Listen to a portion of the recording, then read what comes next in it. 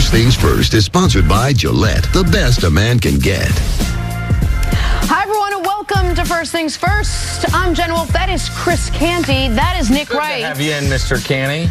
Appreciate you stepping in. Chris Carter is down in Atlanta for the big game. Thank bring you in the so writing, much. bring in the Super Bowl champ. Here we go. For sure. Let's do it. For sure. No one else but you could do the job. We have a huge show, so you picked the right one to come fill in. A lot of NBA news to get to, but of course we are going to start with Super Bowl 53. The storylines have all been discussed, all the angles covered.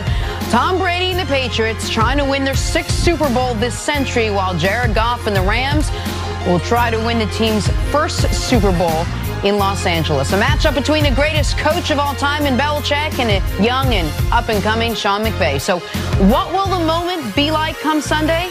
Here's Tom Brady. You want to play for those rings. That's what being a competitor is all about. The magnitude of this game, it's a blessing to be here. Our players and coaches have earned the right to be here. They've had a great year, and I have a ton of respect for what they've done, the way they've done it, and we're going to go out there and do our best to compete against it. This is the big dance, you know, playing great football all year, but this is the last one. You know, you got to play your best football. This is the biggest stage, you know, the biggest stage I ever played on. So we just got to keep playing football at a high level. Don't forget what got us here, but, you know, leave everything out there one more time. You know, one more game, and opportunity to be a world champion. Is Aaron Donald so excited that he's already wearing his uniform? Wear that uniform from now until kickoff on never Sunday. taking this off.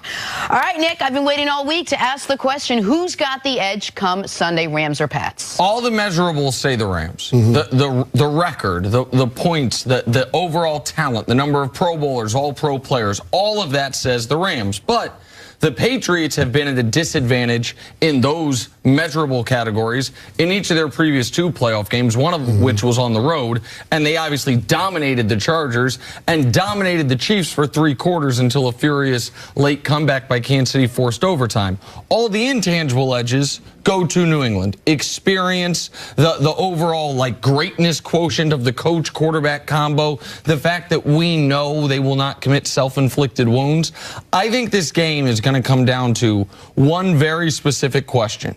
Can the Rams create legitimate pressure on Tom Brady? And I don't mean pressure of the moment. I mean guys like Chris Canty, around his size and frame, knocking Tom Brady down. Where we have seen over this last half-decade, with the difference in Super Bowls or playoff games for Patriots wins and losses have been, did you get pressure on Brady? Go back to the Seattle Super Bowl. A forgotten point Bill Barnwell brought up this week. I thought it was brilliant. The game flipped when Cliff Averill went out of the game with a concussion. From that moment forward, Brady was flawless, essentially. Then next year, when they lost to the Broncos, what happened? Brady got knocked down 17 times, and his wife was postulating after the fact that he was concussed in that game.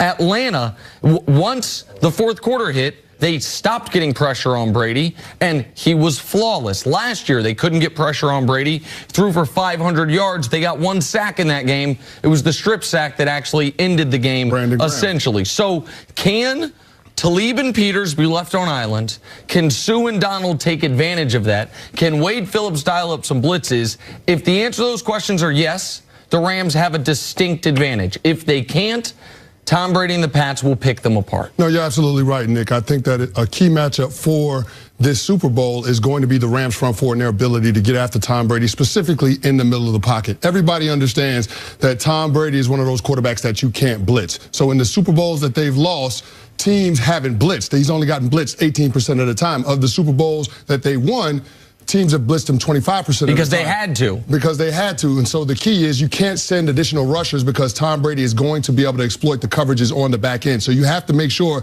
that you got at least 7 in coverage on the back end when you're facing a Tom Brady-led offense. Now, you got to think that Bill Belichick is going to have a plan to neutralize Aaron Donald. So that's why Ndamukong Suh and Dante Fowler Jr. become important in this matchup. They're going to have to be able to win their one-on-ones. And I put more of it probably on Ndamukong Suh and less on Dante Fowler Jr. just because The Patriots haven't given up a ton of edge pressure this year. I mean, they're one of the better offensive lines in terms of not allowing edge pressure. But when you look at that interior line, if Ndamukong Suh consistently gets one-on-ones, he's got to win those matchups. It's going to be on him to be able to get Brady off the spot. If he can do that, I think that the Rams put themselves defensively in a good position to slow down this Pats offense. Here's my question for you. The intangible advantage goes to the Patriots. The tickets, the nerves, the halftime, duration of halftime, all that stuff, we know the Patriots have the advantage.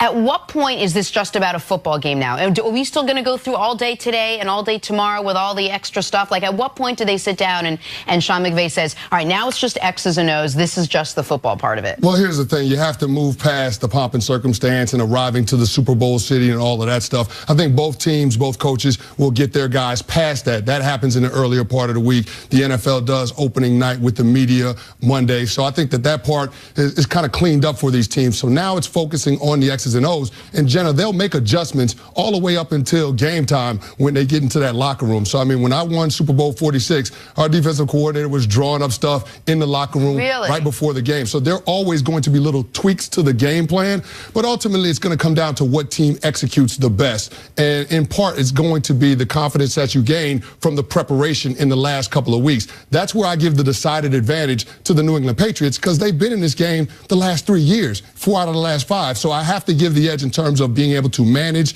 these past 2 weeks in the preparation till Bill Belichick and his coaching staff. And Canty, tell me if I'm right on this. I would imagine some of the things, Jenna, that you're talking about that we would imagine end or don't apply actually on game day can apply right up until kickoff. The extra butterflies you feel when it's like, oh, wait, so that's who's singing the national anthem. So that's the pregame. The length of halftime, like you are, tell me if I'm wrong, but you are constantly reminded, this is not like every other game. You are constantly reminded, I am playing in the biggest game of my life. Well, at least the biggest game of your life if you're a Ram. For the Patriots, it's the biggest game yet this year. Do I have that right? No, you're absolutely right. Players will get to the stadium about an hour earlier. I mean, just because of the logistics and all the security surrounding the Super Bowl, it throws your entire routine as a player off. So the organization, the players that are more used to or more accustomed to adjusting to the change in schedule, different things, they're going to give themselves a decided advantage, because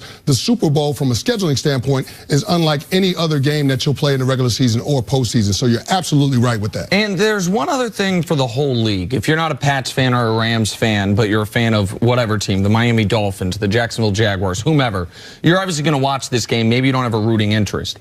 These two teams have been built so differently, and it's very similar to the matchup in last year's Super Bowl. One of the reasons, because one of the teams is the same. The Patriots have almost never been about the splashy acquisition, about sacrificing the future for the now. The Eagles were last year. The Eagles traded picks away mid-season for Jay Ajayi. They went out and spent money in the offseason because they thought they had a window right then, and it paid off with the Super Bowl. The Rams took that and did 5X of it, right? They traded away picks for Peters. They brought in LIII. Mid-season, they traded away picks for Dante Fowler. All about right now. Right. They gave contract, they traded away picks for Brandon Cooks, gave contract extension to Cooks, to Gurley. They did all these things saying, we think we can win this Super Bowl. And in a copycat league, when we've seen so many teams try to copy the Patriots method, and almost all of them fail, Good point. If back-to-back Super Bowls are won by teams that say, you know what, forget the long-term planning, let's worry about the here and now, then your team out there, no matter who it is, assuming you have some level of credibility, some level of hope going in next season, your general manager might look at it and say, you know what, let's go try to win now. Let's not tell our teams, fans, it's a 5-year build. Let's try to, the Rams were the laughing stock of the league 2 years ago. And they are now 1 game away from winning the Super Bowl. The Philadelphia Eagles had fired their coach 2 years before they won the Super Bowl. So in a copycat league, if we have back-to-back champions that were more worried about the now than the long term, that could be a trend that kind of infects in a good way the rest of the league, which for me would be exciting, because a lot of teams have tried to do it the Patriot way. You can't clone Belichick and you can't clone Brady. Exactly. And the Patriot way, first 8 steps are Brady, Belichick, Belichick, Brady, Brady, Belichick. So the Rams winning, to me, would be an exciting potential turn for the league. No, I think you're absolutely right. And if you're looking at these two teams, if you're going to buy stock in one organization for the next 2 or 3 years, you would think it would be the organization with the young core of skill position players, the young quarterback, and the young head coach. But when you look at Tom Brady and what Robert Kraft said yesterday about signing him to a contract extension, knowing that Brady and Belichick are going to be around, knowing the type of assets they have, knowing the type of cap space they're going to have, and, you probably say you lean toward the Patriots, just knowing that when the Rams give Jared Goff his extension eventually, they're going to lose a lot of pieces on that team. They paid Brandon Cooks, they paid Aaron Donald, they paid Todd Gurley. You can't keep everybody. I think the Patriots are in a much better position for the next 2 or 3 years. But you're already seeing players say, I want to be a part of that organization. Didn't Deshaun Jackson just come out and say, oh, I'd love to play for Sean McVay within that system and not necessarily within the Patriots? And it's a lot easier to deal with ramifications of being cap-strapped and not having picks if they end with the jewelry you've got. You know what I mean? Like the Eagles are not worried about, what's it going to look like when the Bills do on Carson Wentz, because they have a Super Bowl ring. If Jared Goff and Todd Gurley and these guys get a Super Bowl ring, those championships for the fans live forever. Those bragging rights live forever. And so that's one of the most exciting kind of subplots of this game on Sunday. All right, let's take a break. A little basketball to discuss on the other side. How did LeBron fare in his return from injury? Oh, that's next on FS1. And you can always check us out on the Fox Sports channel on Sirius XM. We're back right after this. I feel like somebody yesterday morning